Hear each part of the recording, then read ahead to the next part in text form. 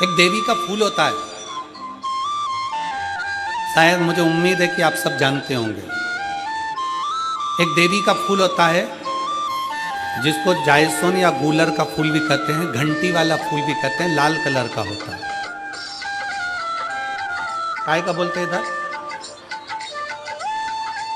गुड़ल, गुड़र का फूल, जायसोन का फूल लाल कलर का होता है, जिसमें घंटी निकली रहती है एक छोटी सी, उसमें पीले पीले पीले पीले दाने रहते।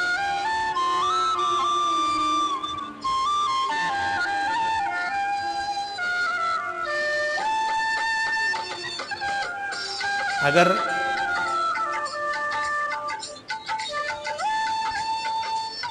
मान लो कोई बेटा बेटी, कोई लड़का लड़कियां, कोई बेटा बेटी, नवयुवक बच्चे या बहुएं या कोई अन्य व्यक्ति भी कोई कार्य चालू कर रहा है। मान लो कोई कार्य आप चालू कर रहे हैं,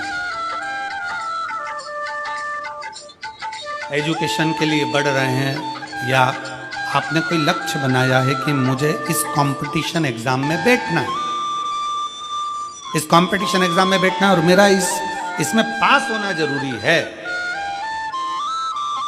और मैं जो चीज पढ़ती हूं ना, मैं भूल जाता हूं। मैं अध्ययन करता हूं और भूल जाता हूं।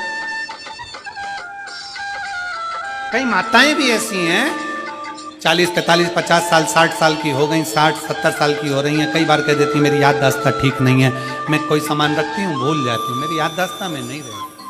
कोई भाई भाई लोग कह देते हैं मेरी याददाश्त में नहीं रहता, भूल जाता हूँ। कोई कहकर गया मुझसे बात कर लेना और मैं भूल गया कि मेरे को उससे बात करना था। कई बार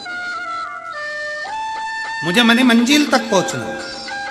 तो शिव महापुराण की कथा कहती है, आप अपने परिश्रम को 4 गुना बढ़ाओ, मेहनत 4 गुना करो, पढ़ाई 4 गुना करो, अध्ययन 4 गुना करो, दिन रात एक कर दो। और साथ में जो अशोक सुंदरी की जगह है, ये शिवलिंग समझ लेना जरा, ये जलाधारी पार्वती जी का हस्त कमल, ये शिवलिंग, ये जलाधारी, और यहां से जल बहता है।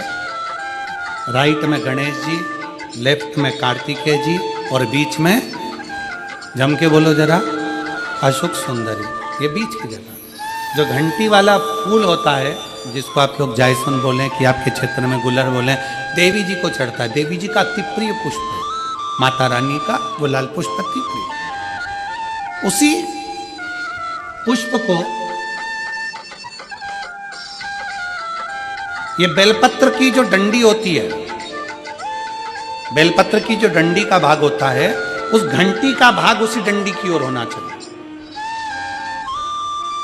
जैसे फूल की जो अंदर की घंटी जो निकली हुई है, उसका भाग ऐसा डंडी की ओर होना चाहिए। मतलब आपको बेलपत्री पर ये फूल को इस तरह से रखना पड़ेगा। मतलब उसका जो घंटी का भाग है, फूल लाओ, जेरा फूल मिल गया वो,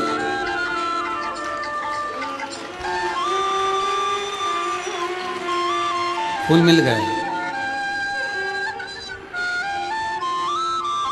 भारत में फूल जल्दी मिल भी जाता है,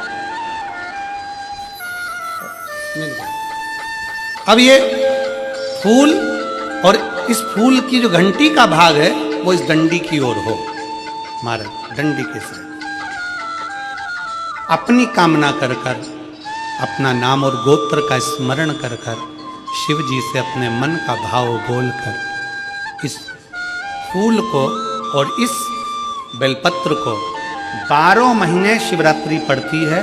किसी भी शिवरात्रि पर अशोक सुंदरी वाली जगह पर, शंकर के शिवलिंग की ओर जो अशोक सुंदरी की जगह है, वहाँ पर डंडी और घंटी का मुख शिवलिंग की ओर होते हुए उस बेलपत्र को समर्पित करो।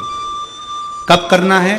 पहले 1 लोटा जल समर्पित कर कर, फिर ये बेलपत्र अपनी कामना कर कर, बाबा से विनय कर कर, बाबा मेरा ये कंपटीशन एग्जाम है, मैं पढ़ूंगी, 4 गुना मेहनत करो, अध्ययन करो, अच्छी पढ़ाई करो, दिल से पढ़ो, रात दिन एक कर दो, और 1 घंटी का पुष्प, 1 बेलपत्र जब तक तुम्हारा एग्जाम ना आए, 4 महीना, 5 महीना, 3 महीना, प्रत्येक शिवरात्रि, हर महीने शिवरात्रि आती है, प्रत्येक शिवरात्रि पर समर्पित करो।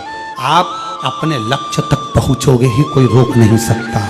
दोस्तों, जैसा कि आप सभी ने पंडित प्रदीप मिश्रा सिहोर वाले से आज की वीडियो में जाना कि अगर हम कुछ याद करते हैं किंतु भूल जाते हैं, कोई सामान रखकर भूल जाते हैं, पढ़ाई करते हैं फिर भी भूल जाते हैं, हमें एग्जाम में बैठना है, हमें किसी चीज का पेपर देने जाना है किंतु हमें पढ़ा लिखा याद ही नहीं रहता। उन्होंने बताया कि 12 मास के किसी भी एक शिवरात्रि को गुड़हल के फूल से करना है, बस यह उपाय। इस उपाय को करने के बाद आप जो भी याद करेंगे, जो भी पढ़े लिखेंगे, वो आपको हमेशा याद रहेगा। आप जिस भी पेपर को देने जाएंगे उसमें सही सही याद किया हुआ आंसर लेकर आएंगे। बस गुड़हल के पुष्प को अशोक सुंदरी के स्थान पर रखना है और किसी मास की एक शिवरात्रि को या फिर महाशिवरात्रि को भी यह उपाय कर सकते हैं। अक्सर महिलाएं चीजें रखकर भूल जाया करती हैं, उन्हें समय पर वह चीजें मिलती ही नहीं। हमें किसी ने कुछ करने को कहा किंतु याद ही नहीं रहा। इन सभी से बचने के लिए पंडित प्रदीप मिश्रा ने शिवरात्रि का यह उपाय गुड़हल के पुष्प से करना है, बस यह उपाय, और अपनी याददाश्त मजबूत कीजिए। दोस्तों,